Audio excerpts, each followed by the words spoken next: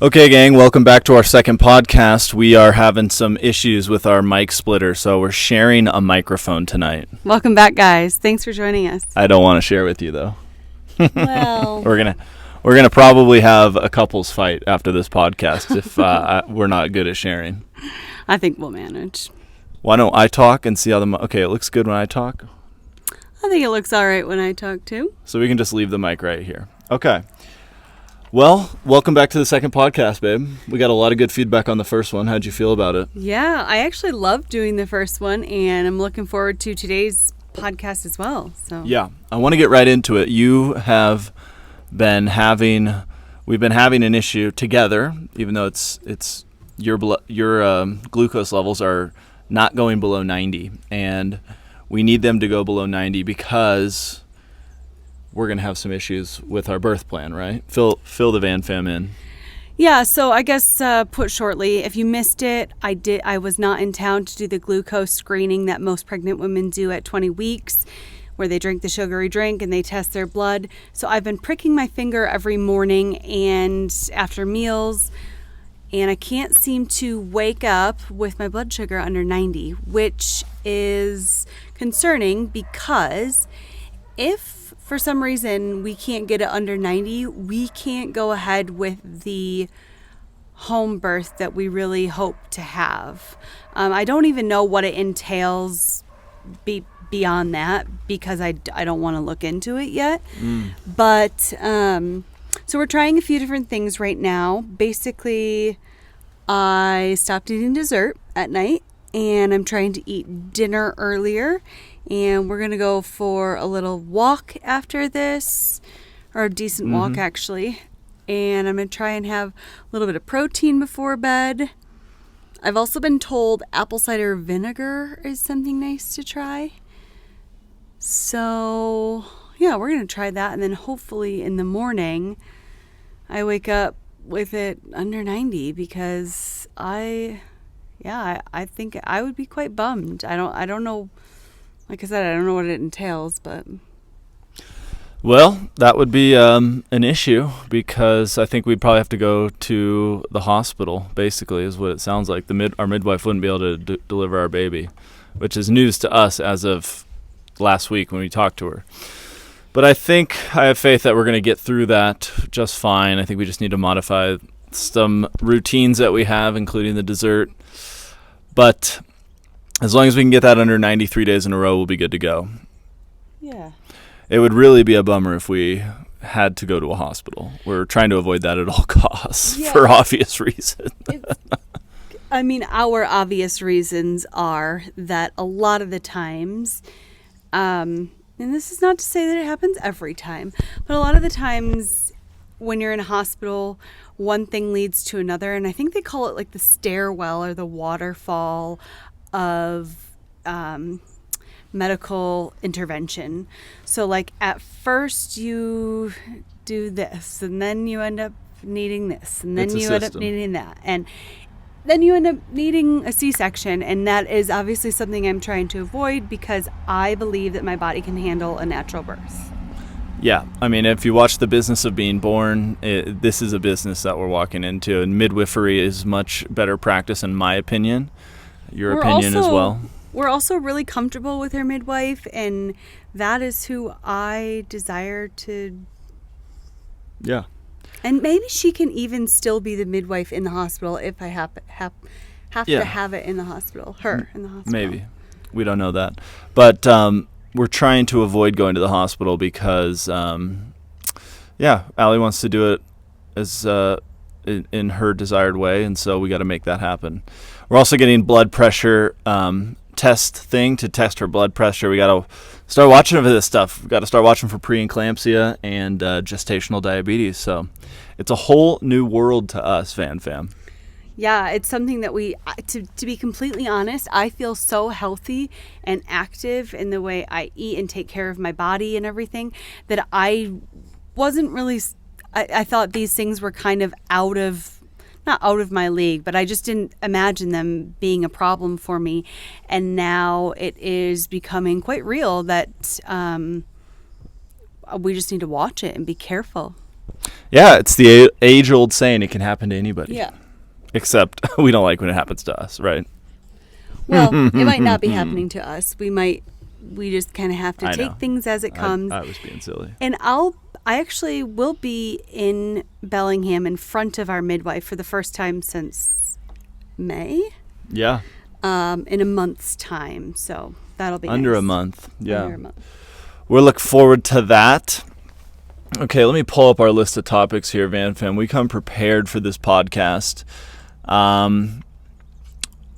Well, I did want to touch on one subject here, and that's the gas prices seem to be going down.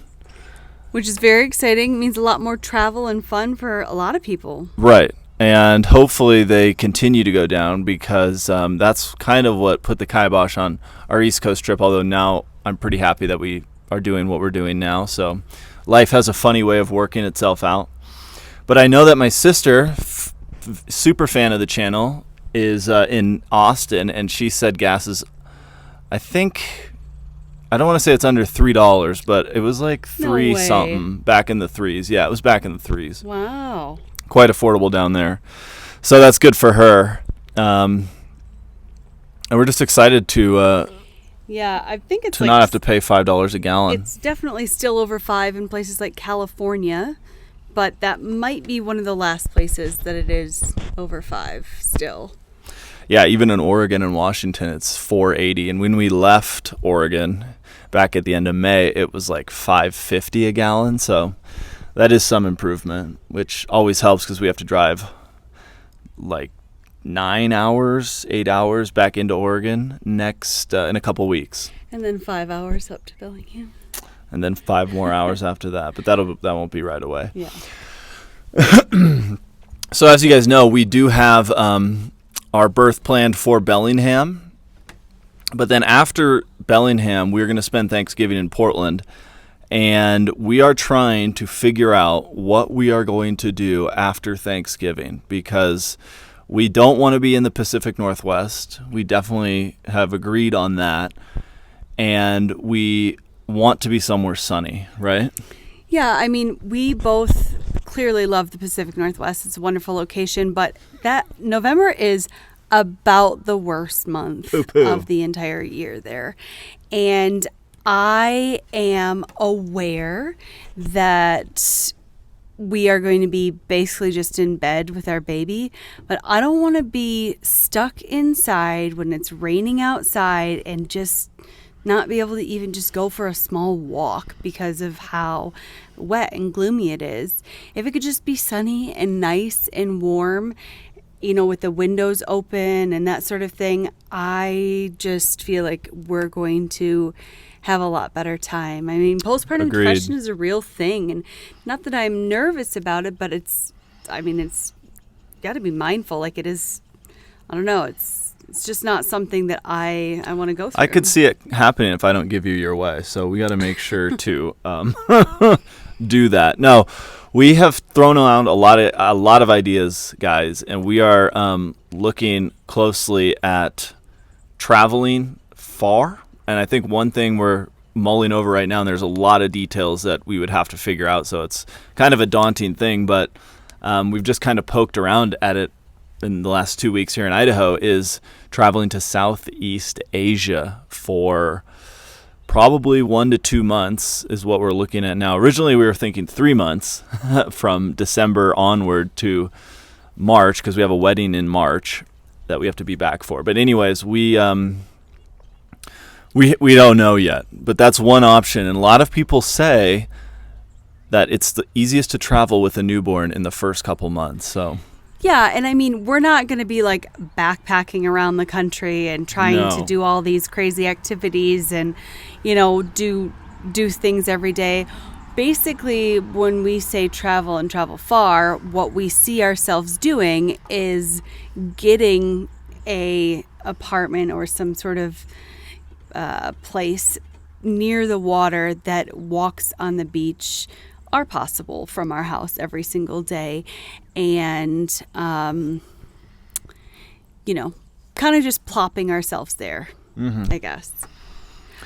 And life there is a lot less expensive. So I don't want to stay in my place mainly because that's not even an option of the income that it brings in. Yeah. And it's in the Pacific Northwest. So we would be renting a place somewhere anyways. So, we could end up in somewhere like Arizona or San Diego or who knows. But it doesn't make sense for us to stay up in the Pacific Northwest. Well, that's 100% not happening.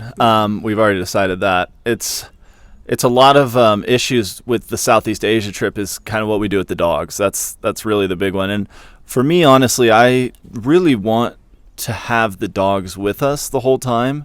And that's only because I want our daughter to have them around and for them to get used to her and for her to get used to them and stuff like that. And so if we're gone for a couple months, that would kind of not be, I would be a little bummed out, but not, it's not going to be the end of the world. Yeah, I mean, we love them. I wish they could come with us everywhere. Everyone has always told me it's easier to travel with a kid than a dog, and they're right. I mean, you just strap your kid to yourself. Well, a kid's a human. A kid's a human. A dog's a dog. So. And I mean, my obsession with my dog grows daily. It's out of control. I think right now also because I'm like mothering and I don't know, but it's like I don't want to be away from them. But I mean, if we can't find a solid home for them, somebody that is willing to look after them for a while, I'm not really sure international travel's going to work out. I think the main thing is we could definitely find people. No problem finding people to look after the dogs. It's the cost that we're finding an issue with. Based on the little bit of research you've done, what type of numbers are you looking at for, let's just ballpark and say we go for 2 months, January, February, maybe another week or something into March. But let's say 2 months just for the sake of the discussion. What are you looking at price-wise? I mean, we obviously don't want to board them in a kennel.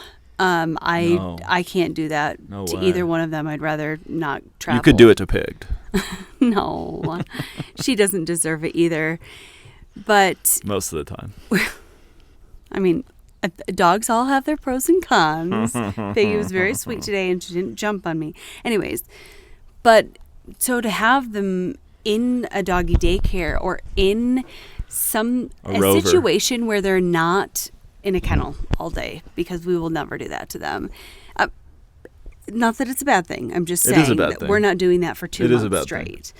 And so cost-wise, I mean, it's going to be anywhere from like $1,300 per dog per month. And I think that that's a fair price for the person who's looking after them. I really don't. It would be better if we found... That to me is an outrageous somebody price. that we knew who was maybe already has a dog or is looking to maybe get a dog and wants to kind of test it out. Yeah. You mean like someone in the van fam? Yeah, like someone in the van fam. Well, to me that is an outrageous price, and it's completely. I mean, I would for $1,300 a month just to watch a dog. I would do whatever I needed to do to get that business. And I would definitely be like, I'll do $1,000 a month per dog. I would, because that's so easy. That's such easy money. Well, so these people throwing out these high prices, that's not smart. It's definitely easy money if they already have dogs and they're already taking care of dogs, or they don't have too much going on. Like, like us, like we could take on an extra dog, no problem. I'd love to be able to have somebody at these prices. I'd love to have somebody take our dogs and then we could reciprocate the favor or something of that nature. But that's a little bit difficult to find. I don't know. Has anybody used care.com? I was considering getting a membership because you can find babysitters and dog sitters and housekeepers and all sorts of jobs, and it connects the people with the people who need work and who need their services, whatever that made sense. It didn't really, but keep going. But it's kind of a costly membership. It's more than the Trusted House Sitters. So I was like, I've been debating whether or not. And then you don't know these people, Yeah. Yeah. I don't know. I only like people I know. So the thing is Pig is so low maintenance. She literally doesn't even really need to be walked. So $1,300 per month for someone to watch my rat terrier and farrier is outrageous. That is, I mean, you could make the easiest money. Like, yeah. I was just really blown away by the prices you started saying when you were looking into this idea of Southeast Asia. And it's just a little disheartening. Well, I mean, our accommodation costs are like $600 a month over there, which saves us a ton of money. And then you add it all together, and it's around about the same price we'd be paying to stay in the States because everything costs so much less over there. But I don't know about the dog expenses. The dog expense alone, making it really difficult for us. And I don't mean to be selfish, but I just kind of want this time, because I feel like we are able, I want this time to be where the three of us, dogs or not, spend time together and just embrace these first few months of like finding our feet in this huge, new, crazy, wild chapter that we both know nothing about. Mm-hmm. Well, I've watched a few YouTube videos, and I've raised a dog, so I kind of know what it's like. Yeah, definitely. I would just say that if the best price we can get is $1,300 per dog per month, that's 40. What is that? Yeah, I mean that's $5,200. That's almost like that's 75% more than what we were planning on paying for the whole trip. Right. It's that's just insane. Like you can. I mean, we can't. Now, can't do it. Here's what I wanted to we're just spitballing here because we would both love to travel to Southeast Asia. I'd love to go back. I've been there once. I would love to go back. Allie's been all over the place, so she's been multiple places. But you haven't been to the Philippines? Oh, there's definitely a couple of places in Southeast Asia that I haven't been yet. The Philippines? Philippines is one of them, yeah. Yeah, I haven't been there either. So that's kind of what we're throwing around. But with the dog thing, it definitely makes a huge impact on that idea being kind of realistic, unfortunately, unless something changes. And we, like I said, we still have a lot of details that we can work through. We still have a lot of avenues. Maybe, somebody says, hey, we can take your dogs for free. We love dogs. Who knows?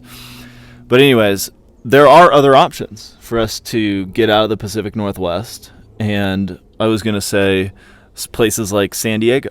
We loved San Diego. Now, that's obviously very expensive area.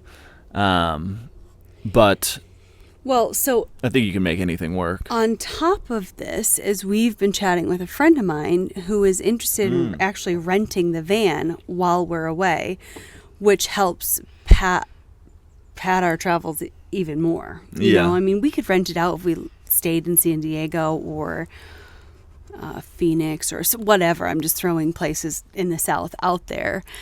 But so that's really nice. But then, and that could cover the dogs if we could pay only a couple $1,000s instead of astronomical prices.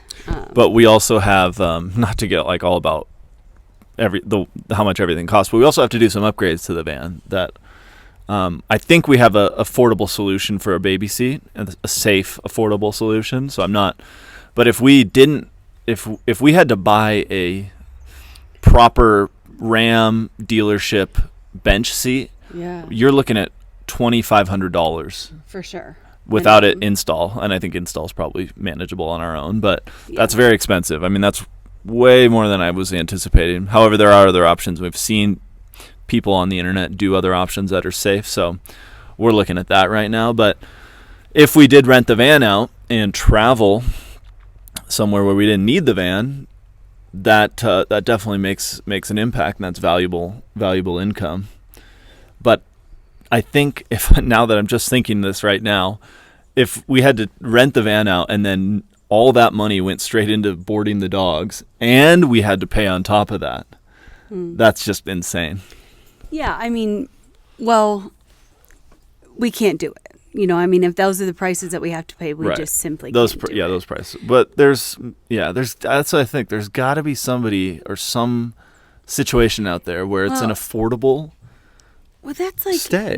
If I was in any other living situation besides the one I'm in right now, I would happily do it. And I don't even know if I would charge. I mean, if I'm trying to make money, I would charge. But if it was a friend or somebody I knew, I would happily take someone's dog for a couple of months. If it didn't infringe on too much of my life, Right. And we're happy. Like if these people want to say, somebody says, okay, I can take them for a month and a half or 2 months, and then they need to hire a rover because they're going away for this or that. It's like, well, we can pay that. Of course. And we obviously would pay for food and all of that. But would we? Of course. I'm just kidding. I just got the death stare from Allie, guys. We should have a death stare cam for the podcast. Maybe I can make this the death stare cam. Okay. Well, we've talked about that enough. I think we just want to fill the van fam in. And just to pile on a little bit more. I mean, who knows? And this is just an idea.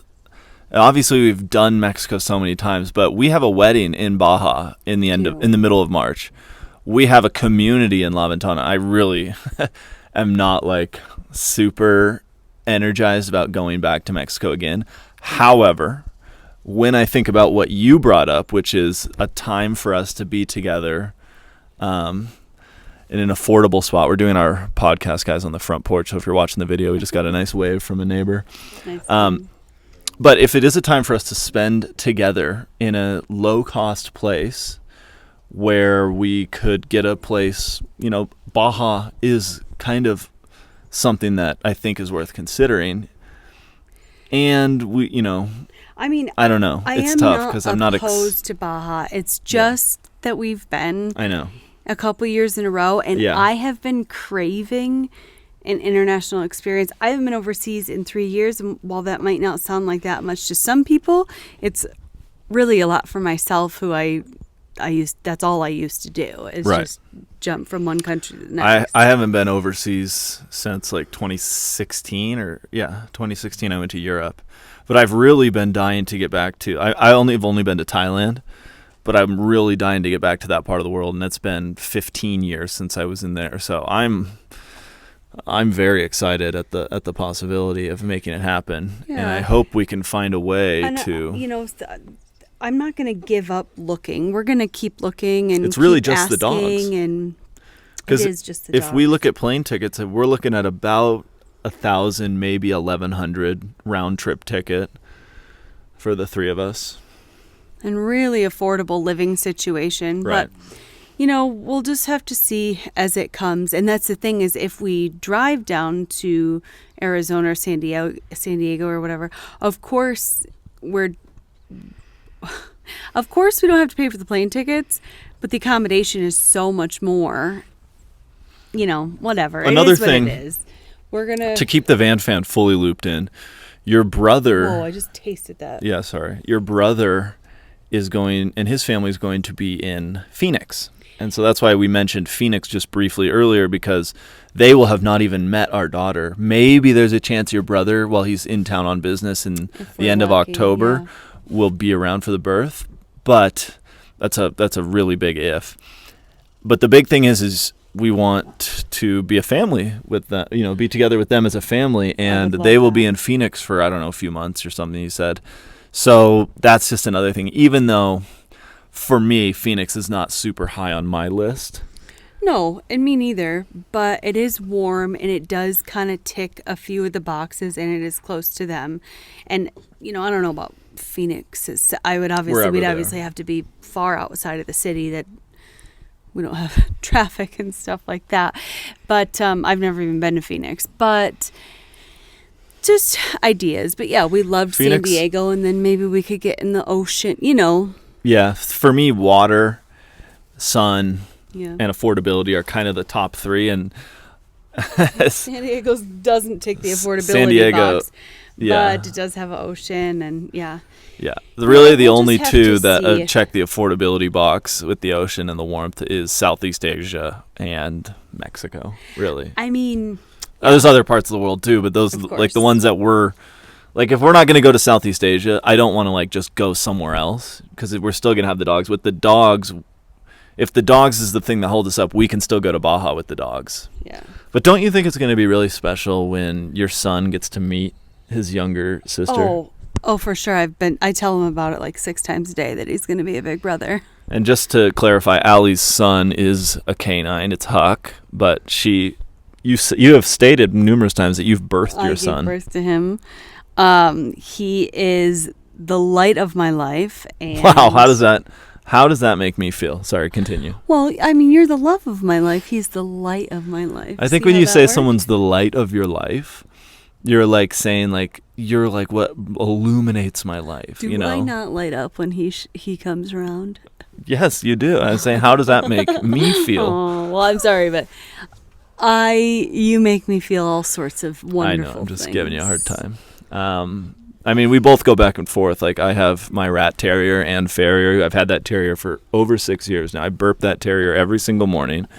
And she's, I guess, the light of my life. So I get it. I get it. And you are not, like, you don't necessarily always want Ann Farrier around. No, because then you give more attention to Ann Farrier, and I don't get quite as much of attention. Well, so now that's how I feel with Huck. So we're having a little relationship crisis here live on the podcast, guys. If you're watching on YouTube, go ahead and smash that like button for us. But we really hope people are listening while they drive or listening at work, because that's really the dream I have, is like to have a podcast where people are like excited about it every Tuesday when it comes out and ready to listen and hang out with us. Yeah, we love podcasts and listening to people, and people make us laugh or make us think and talk about things that we want to hear about, and we just thought this would be a new opportunity. And of course, if you are watching on YouTube, you can see I literally feel like a beached whale. This is beached whale cam right over here that we have, guys. If you're watching, we have beached whale cam going for Allie. Okay, let's jump back into the super serious podcast topics, and I'm going to pull up our topics list here. Sure. Okay, so this one is our completed vision board, and I'm just going to go over here. Oh, okay. And so, if you guys were on the live stream the other night, we talked about how that we are working towards building something that is still very much in the forefront of our minds and what we want to do. But I don't want to do that with a couple-week-old infant. So I just want some time before we get into a build. And I think Dan does too, to just 100%. Be with our baby and not have a million things going on. Because when I get into build mode, I really want to build, and I want baby to be first. So yeah. So guys, we put together a vision board, and I haven't shared it on the screen because it's too complicated, and I'm not going to go do that. Who cares? We made it online because we couldn't find magazines in town, actually. Yeah, it was tough, but we made it on Canva, and what we have here is it's basically, 12 photos, Polaroid. Pardon me, I'm burping up dinner. We have 12 Polaroids that each one is kind of something that we envisioned together. So I'm just going to go through and highlight a few. One thing, if you guys have been following us, we look at YouTube as a career, and one of our big things is, two of them actually, is 100,000 subs is our main goal right now. I think someday we want to hit 1 million, but I think for me, this is kind of like the 1 year goal, to get to 100,000 subs. So we're almost 20% of the way there. The second one along the same lines of YouTube is a 1 million view video, a video that goes 1 million in our niche, in like the family fun, vlog, comedy, travel, lifestyle thing. Yeah, it'd be very fun. Yeah. And then, babe, is there anything on here that you wanted to highlight? Debt free is obviously one of those, and we have some of that. We're focused on being debt-free and saving for our daughter. So every like and subscribe we get right now actually goes towards our daughter's future. Isn't that nice? Yeah, it's really lovely. Like, a friend of mine makes clothes, and he has this gorgeous store, and he makes really, really, really nice clothes. And when you go in and buy a shirt, it costs a little more than you would spend on Amazon or wherever you buy clothes. but you know that it's putting his daughter through like dance classes, and it's just a little different, right? So, you know, you don't even have to spend money on us. You can just like and subscribe to our videos, leave us comments, send us love, and it's actually just, it's going towards our daughter's future. That is the truth. That's why I say likes and subscribes for us help our daughter's future. So babe, let's go back to the vision board though. What things on here stood out for you and why? Yeah, I mean, definitely number one, that is the utmost important, and what we need first off is a healthy birth and a healthy baby. Yep. Agree. Moving forwards, we definitely want her to grow up to be brave and beautiful and strong and, you know, all those wonderful things. But really, I think what's important to me as well is having our health and our strength and courage to continue to live this lifestyle and to continue to strive for what we want. I agree, because it's not an easy lifestyle in some ways. I mean, in some ways we don't necessarily wake up to an alarm and have to drive into an office, but in other ways, and I've been doing this for like 5-6 years now since I quit corporate, and that is, you have to make it on your own. You have to make things work, and you have to get creative. And there's been, you know, there's times when it's like, oh, is this ever going to work? And then there's times where it's like, oh man, like we just got a new sponsor for a video at a new like price that we haven't ever got before. Like those moments feel really good. And actually, we just talked about this over dinner, is like we want these things so bad, and we don't know how they're going to happen. And it's like the whole journey. I know some people hate that word, but the whole journey that it takes us to get there, nobody ever knows how they're going to get there, but we're going to get there. And it's just like this kind of like a in-between waiting period of just like, not waiting, you know, we're doing stuff, but like wondering how it's gonna all come together. We're literally in the moment of 1,000, 100,000 million moments that's gonna eventually become a moment of, we've hit one of our goals, we've hit 2 of our goals, we've hit this goal, we have a 1 million view video, we've hit 100K subs, and then it's like you move on to the next one. But yeah, and I think a lot of people think that's so airy-fairy, but it's honestly true. It's actually how everybody's life works.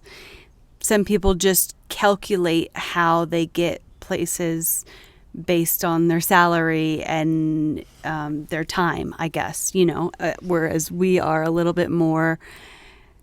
We value time. And we're putting a lot more hope into the world. Yeah, I mean, hope's a good word, but I'm not like hoping. I know, I have this deep-seated knowing that this is what I was meant to do. You know what you should share with the podcast is you meeting me and having a kid and what you always said. What'd you always say? You always said you were going to have a kid. Oh, right. Okay. Well, so I guess a couple times in my life, what Allie's talking about has happened, and this is an extension of what I think is going to come. But I said, by the time I'm 30, I used to just say this like in my head, and I would say it like all the time though. And it wasn't like I have to make it. It was just like more like just a thought. Like by the time I'm 30, I will not have a job. Like I won't work for someone else. By the time I'm 30, I won't be working my job, basically, whatever job I had at the time. And any like internship I had leading up to that, like I just hated it. And there was a thought that I used to have. And then another thought, and this is like I'm not even making this up to fit the timeline, is I always thought I'd have my first kid when I was 36. And I'm turning 36 on November 5th, and my daughter's due on November the 5th. And that's not even maybe around 35, 36. It's like in my mid-30s is when I was like, that's when I want to have kids. But I always would say in myself, like, yeah, I think 36 is when I'm going to have my first kid. And so I do the same thing now, and like the next thing is 40. You know, so I've got things at 40. It's like, and I'm always trying not to force them. I'm trying to make them just be, this will happen, and, you know, enjoy the ride and not even really focus so much on it, but just like believe and know. It's more like it's a knowing. And so another couple that we have on our vision board that I think Allie's really the person that inspires me to want to do this is buy land and build our own house. Yeah, definitely. I mean, as a lot of you know, I built a chalet in Bellingham, Washington, and I don't mean to toot my own horn, but it's gorgeous and it's perfect. And I didn't know how to build anything when I started. I used YouTube to literally, the first video I looked up was how to use a circular saw. I just tooted your horn for you. Keep going.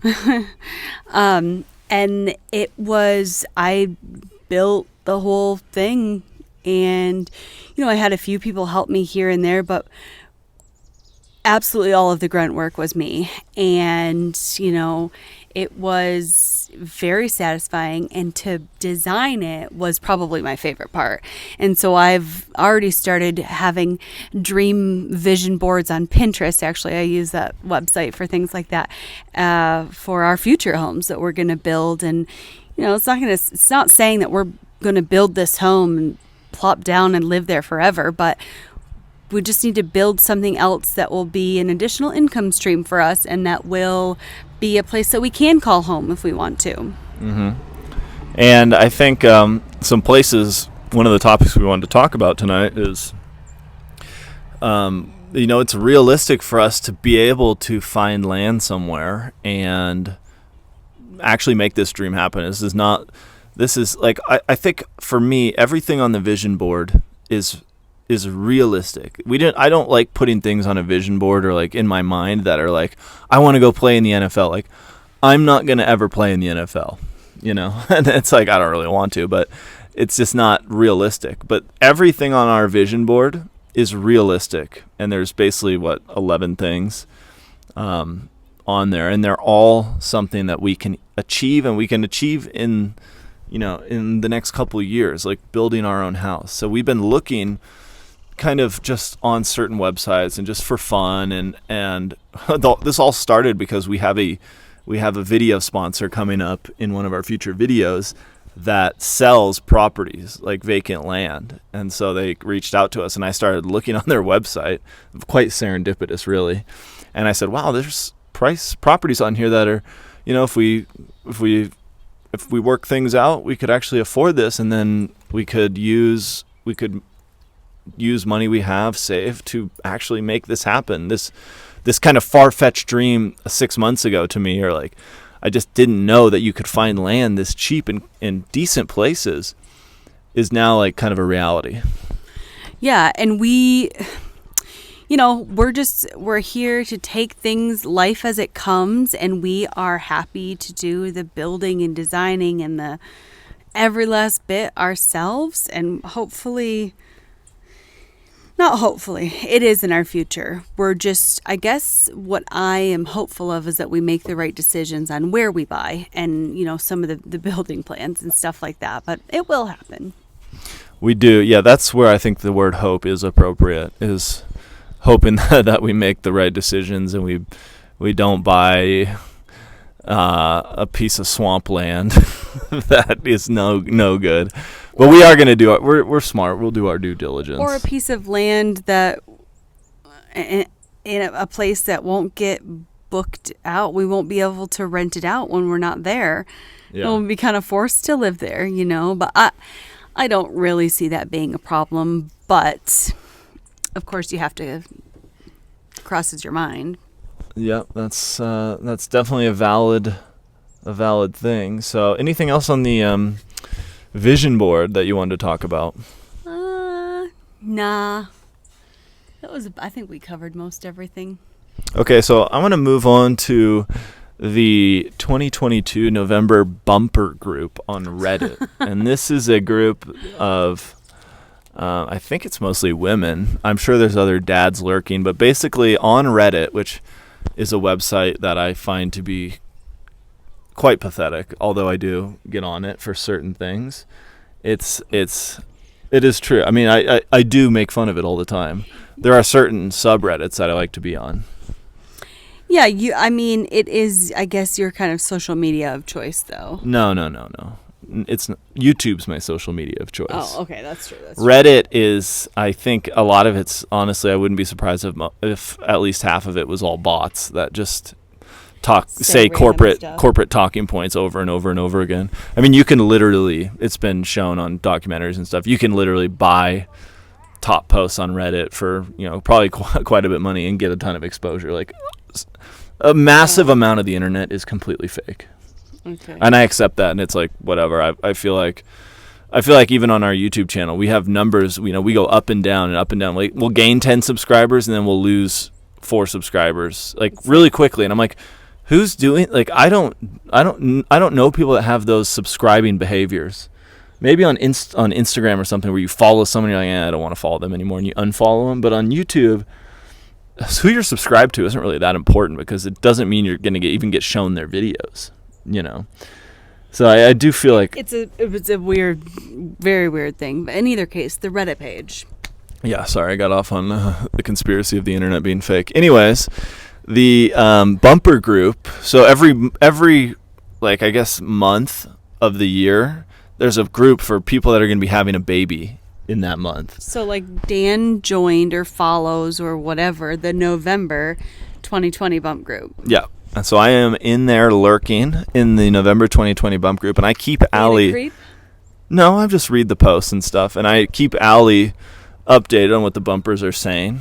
And a lot of them are like, they're kind of, again, I wouldn't be surprised if half the people in the bumper group are completely fake. But there is some good information in there, what I like about it is that it's real people, I think, sharing their experiences. It's real people plus bots, who knows? It's not one of those big groups, but they sure act like bots. Some of them do. Anyways, it's other people's real life experiences, and I can relate to it because I'm seeing you go through a lot of that. Like, I just read a few posts recently that were like excruciating back pain, heartburn. I saw a heartburn post yesterday, and so it kind of gives me peace of mind to see other people are having similar even symptoms. Yesterday, I was having some weird stomach. I've been having kind of a lot of weird stomach pains, but I'm just super in tune with what's going on because of I'm still working through trying to get rid of shingles in my system, but so I'm really in tune with everything, and I'm like, oh, is that something weird? Is that something weird? And then he's like, all the bumpers have been saying they've been having some weird stomach cramps, so I shouldn't be that concerned. They don't hurt that bad. It just feels a bit weird, There's also, what's interesting about being a part of this group is that dads are allowed. Like, you can set your flare as like first time dad, but it's mostly just, it seems to be the moms. Well, I've never posted because I just lurk, but I did update my flare to say that, yes. And you say like first time dad, second time dad, or first time mom, your age, and then if you know the gender and your delivery date or your due date. So anyways, there are like, what's interesting is that you see people going through it. So they're in like the second trimester, they're in the third trimester, they're in week 20s, the same time we are. And I've seen a few like really sad posts where it's like, I had a loss at week 18, or I read a couple I meant to tell you about that was like, we just delivered at 24 weeks plus 3 days, and baby's in the NICU because of placental abrasion or abrasion. How did it happen? I don't know. There actually will probably be an update at some point. This was just in the last couple days, but yeah, it's very very sad, but also, I mean, I'm hopeful for them, and I'm rooting for all these people, like, even though I think some of the stuff they post is like, there's so much complaining on there, like, I can't believe my mother-in-law did this, and it's like, my sister, it's like, it's just all these, like, it's just like tons of complaining. I mean, that's the only way I can put it, and that's true for all the parenting groups except for the Daddit group on Reddit. The dads, we don't complain. We're just like, but also we're not giving birth. I don't know, to be honest. Like, sometimes I feel like it's nice to like have a little bit of sympathy to go along with the symptoms, because so many people are like romanticize being pregnant. Dude, I am not glowing. I am not feeling lovely flutters in my stomach. I do not look amazing. All of that that's great if it happens for some people. It has not been good for me, and that's fine. I'm okay with it, but sometimes it's really hard to take and to swallow. And sometimes you just want to complain a little bit so that you can. You're right. So somebody's on your page, so you don't feel so alone. You're right. Yeah, I don't. I mean, I read the posts and like, yeah, you're right. That's a good point. I didn't think of that. I'm not pregnant, so yeah, it's kind of been interesting to follow along with that group, and we're kind of at the beginning of November, so I'll see people that are like, we just got to 24 weeks. And it's like, oh, we're at 28 weeks, rookie. I also saw recently a bunch of people, they do like Snapshot Sunday. What's that mean? Where you post your bump pic. Aww. So that did feel a bit creepy, actually. I was looking at all these other chicks' bump pics, but I was in my head comparing them to you. Yeah. And there are some people, first time and second time, third time moms. The third time and the second time moms definitely had more of a bump. Yeah. But there were some first time moms that like looked very pregnant at like 25 weeks, 26 weeks. You are holding a very good figure, I will say. Well, I personally don't agree with you. It also depends on what I've eaten to make my stomach feel. It's so weird. Like, I feel so full all the time, and I have hardly eaten. And then I'll have one hard-boiled egg, and I'll be like, well, I can't have dinner now because I just had a hard-boiled egg, and I'm full. Isn't your stomach smaller now? Yeah. Because of the pregnancy? Yeah, so, like, I went and, like, if you, like, a normal plate of food, I can't eat that right now. Like, I eat... 3/4, I don't know, 2/3, let's say. Mm-hmm. But I just can't, I don't have room. I don't know. And it gets really uncomfortable if you eat too much, obviously. Okay, that's interesting. Yeah, I think I've heard something, maybe it's from one of the bumpers, about the smaller stomach. Okay, let's jump back into the super, super important podcast topics that we wanted to touch on. I guess we're kind of getting close to the hour. So one thing I did want to say is and actually let me live check this. We've been posting, guys, a ton of shorts. Allie's been really the shorts superstar of our channel. And we've gotten... know about that. Dan, it's a 2-person job. I mean, you need to have somebody film them, and he kind of directs me and tells me what to do. And then sometimes he puts them together, and really I'm the one that's posting them, and that's it. True. But that's okay. The one we posted a couple hours ago is doing terrible. Oh. 10 out of 10, our worst one recently. We did a bunch of pregnancy ones. I was like, maybe we'll try doing van life ones. That one didn't do so well. But I have this belief that there's something to do with when you post it. So we'll see how it goes. We won't give up on the van life topics. Yeah. We have posted... We try and post one a day at least, and we've had over the weekend, we had like a couple do like really well, and now what happens is we get a ton of views within the first 2 hours, and then we get no views after that. So who knows? I don't know. It's like the algorithm is all sorts of particular, but we have been enjoying putting them together, and I know that a lot of people on our live stream and in the comment section say they're enjoying them. So I just wanted to say, nice job, Allie. Well, thank you. Dan does all of the editing and filming and directing and setting up and whatever for all of our vlogs. I do, and I think what's important is that I let go some and you take some more responsibility, or you take some more creative approach to that, because it'll make our episodes a lot better. But that being said, in my mind, we are making some changes to the way. I feel like I see some other creators, and they have a little more of a storyline, I guess, between episodes, whereas sometimes we get so like caught up, and we're like, I honestly think sometimes we're trying to do too much, but also I'm not good enough at sticking to a storyline, and so I want to get better at that. And I think we need to use more voiceovers and stuff in our vlogs and really tell a story between episodes, because that's what's going to get people to watch consistently and to be able to just disconnect. My goal, I've always said this, is to get give people an ability or a way to escape from whatever's going on, whether it's they're having the best day ever or they had a crummy day, to give them a 20-minute escape where they're entertained, the time flies by. I think if you can, as a yoga teacher, when I used to teach some of my best classes, I would hear people after the class say, like, that was an hour, but it felt like 20 minutes. And I've been in those classes myself, and it's an awesome feeling. Yeah, I mean, we want to continue to build and grow and improve on our craft, as Dan likes to say. That's a good word for it. And I mean, I think we can only get better. Obviously, we could get worse. But trying is something that we are both very interested in doing. And we'll, I don't know, we'll test a few things out. We'll ask you guys what you think. And hopefully we can beat this YouTube algorithm and beat the crap out of it, really. And grow. Not hopefully. I mean, I'm looking forward to the day that we do. Yeah. I don't like the word hopefully that much. Yeah.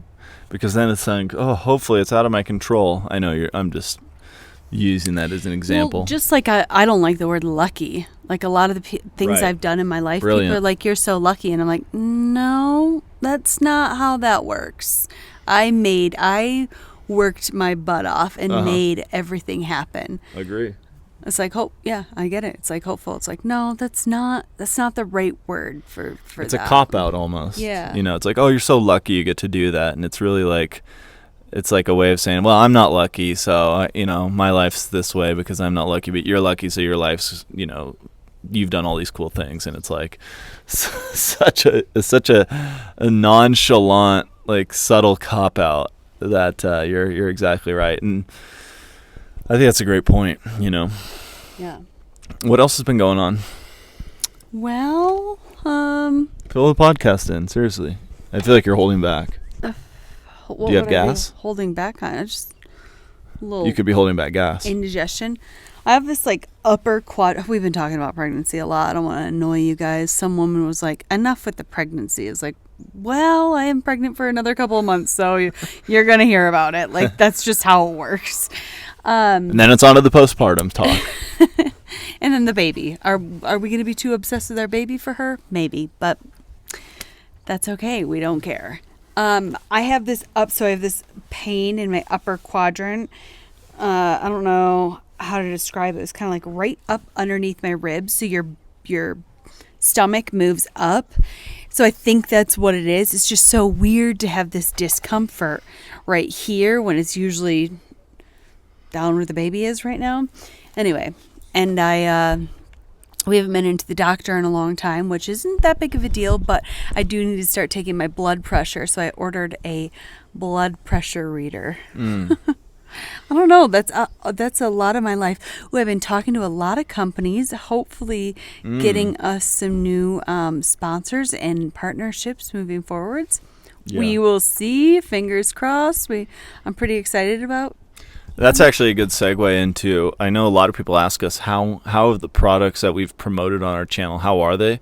So in order to be as like straightforward, I will go through some of those right now and be honest, because most of them are duds. Yeah, and then some of them are amazing, and we're surprised by them. But the companies that we have reached out to are on purpose, right? Right. But the people that reach out to us and A lot ask of us the to rate duds their products, we're like, we don't turned out to really be need duds. that, but we'll test it out. And it seems really cool at first, and then you're like, this is kind of useless. Or I agree. So the products that have turned out to be not good, or I'll just say what we've had in my review of it. So the dryer that we reviewed back in May, I actually thought it worked fine and it was able to run off our power station, but we just don't have any use for it. And it's kind of a useless product in our situation. I don't think in a van you'd really want that. But you do.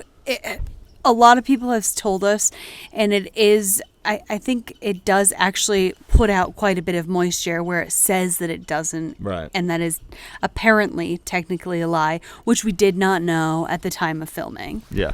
And I don't even care about that. Yeah. It's like, whatever.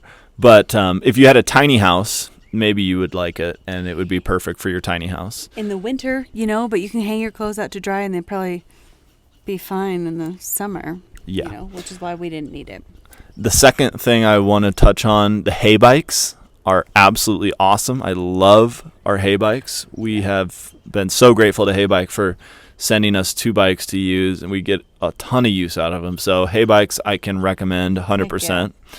The third thing is the Zero Breeze Mark II AC unit with a battery pack. Now this retails with the battery pack for $1,500, and I can say for sure that is a totally bad price. That is a totally not worth the money. Allow me to tell you where it would work. If you had a generator in your RV, your small RV, and you could power it endlessly, great But product. even so, it doesn't put off. It's a very small unit. Yeah, it's hard to say, but there's no way that it would work with the solar power of a van, because your solar power batteries, even if you have a buttload of them, only charge to so much during the day, and it would never run all the way at night.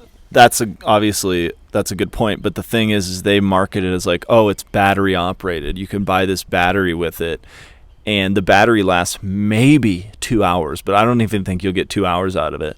So it just gets drained, and for that, you know, like you have to charge it for 6 hours, and it just drains itself, and it doesn't even put off enough cool air to make a dent. We were super, super excited about it. I mean, if it had worked, holy crap, that would have been amazing. But I was a little skeptical, and I felt it, and I was like, wow, this is actually pretty cool. Anyways. It hasn't panned out for us in our van, so I would say not worth the money there. What else have we gotten? We got a couple power stations, and those have been pretty nice. We actually need to do an ad on one of them coming up. And that one we do recommend. We've actually put it to the test, and we are keeping it, and we're happy with it and everything. But there has been one other that we tried, and it didn't work so well. The Opus could not seem to run things that this new one that is actually not as big as the Opus, or not as large of a power station. Yeah. It can run the Opus couldn't run our espresso machine, but the Okmo, which is the brand, can run the espresso machine, so we love it. So we can say Okmo power station is definitely a good buy. It feels more durable, and it's gotten us through a lot. Like it makes us coffees every morning, and we use it daily. While we drive, and it does charge quite slowly, but that's probably because it's taking a lot of power in. What other products do we have? Are there anything else? Not that I can think of. Some things that we didn't even use. Yeah. But those are the products that we've actually done like proper unboxings for, and like put them on our channel. And now going forward, I don't think it depends on the product. If we're going to, like, I don't want to just be like taking products to be like, oh, this is an opportunity to get a free stuff. Like, it has to be something that I think is cool and that I want to share. And a lot of those products were cool that I did want to share, but they ended up, some of them not being so great. Now, on the other hand, I actually reached out to Moonshade and Living in a Bubble, and those products are phenomenal, very high quality made, and they are staying with us everywhere we go. Yeah. And we love them. Van accessories that you've seen in the blog. Sure. But that was the difference. So, we didn't reach out for a dryer. We reached out for the bug screens to keep our baby safe inside the van, or not safe, away from bugs and stuff like that inside the van when it's buggy out. And so that was the difference of people contacting us, or us reaching out for these particular products. And I guess it's probably hard for you guys to see sometimes if we have, if this product was something that we were interested in, or if they contacted us. Yeah. If it seems random, they contacted us. Okay, well, we just crossed an hour, so it's like the live streams. Time just seems to fly by when we're having fun. Yeah. We hope you guys enjoyed today's episode. If you did, please, like I say, smash that subscribe button, like the video. If you're on YouTube, leave us a review on Apple, if possible. That would be awesome. And what do you need to do on Spotify? I don't know if you can review it. Well, just follow or something. You guys know what to do. We will catch you guys next Tuesday for episode 3. Yes. Talk to you soon. Bye-bye.